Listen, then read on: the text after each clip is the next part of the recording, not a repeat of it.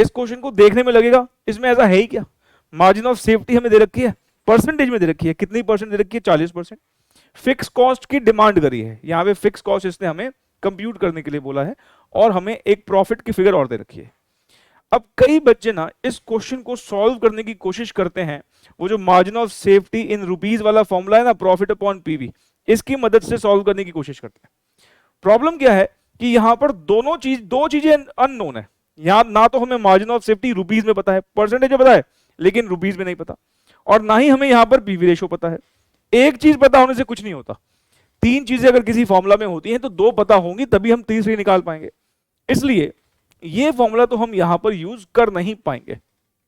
हालांकि जो इंफॉर्मेशन हमें यहां पर गिवन है, क्या इंफॉर्मेशन गिवन है, हमें यहां पर मार्जिन ऑफ सेफ्टी रेशो दे रखी है, और मार्जिन ऑफ सेफ्टी रेशो का जो फॉर्मूला होता है वो क्या होता है, margin of safety divided by sales. क्या मैं इस पर्टिकुलर फॉर्मूला को कुछ इस तरीके से लिख सकता हूं क्या, margin of safety is equals to sales into margin of safety ratio? नहीं, जैसे कि हमने अभी पीछे क्वेश्चन में देखा था कि हमारी सेल अगर 50 लाख रुपए की थी और 40% मार्जिन ऑफ सेफ्टी रेशो था, तो 50 लाख को 40% से मल्टीप्लाई कर दें तो 20 लाख हमारा मार्जिन ऑफ सेफ्टी आ गया था। हाँ सर बिल्कुल ठीक है, sales into margin of safety को रेशो को मल्टीप्लाई करेंगे तो हमारा मार्जिन ऑफ सेफ्टी आ जाएगा। अच्छा, अब आप क्या इस मार्जिन ऑफ सेफ्टी का फॉर्मूला कुछ ये लिख सकते हैं क्या, profit upon PV ratio? Sir ये सब करवा क्यों रहे हो, अभी देखो तो सही, प्रॉफिट अपॉन पीवी रेशो, हाँ सर लिख सकते हैं, सेल्स इनटू एमओएस रेशो, और ब्रैकेट में लिख लो, हमने ये इसलिए किया है बिकॉज मार्जिन ऑफ सेफ्टी हमें पता है प्रॉफिट अपॉन पीवी होता है। ठीक है जी। अच्छा, ये जो है प्रॉफिट, क्या मैं PV ratio right hand side पे लेके जा सकता हूं, ये जो है मैं यहां ले आऊं क्या? हाँ सर ले आओ, क्या प्रॉब्लम है?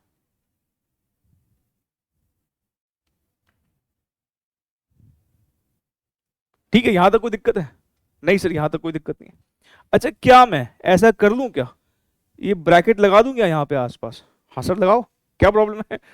अच्छा, ब्रैकेट लगाते ही अब आपकी बात समझ में आ गई होगी कि सेल्स को पीवी रेशो से मल्टीप्लाई करके हम जो बोलते हैं वो क्या निकल के आता है, कंट्रीब्यूशन। कहने का मतलब ये है कि प्रॉफिट इज इक्वल्स टू ये सेल्स इनटू पीवी रेशो मतलब contribution.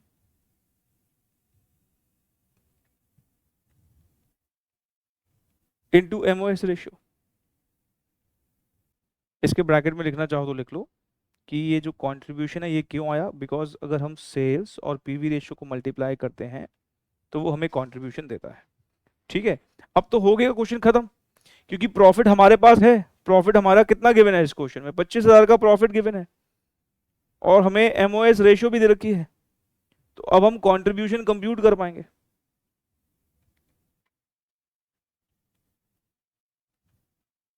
Contribution is equals to 25,000 into 100/40, देखना कितना आता है सर, ये आ जाएगा 62,500। 62,500।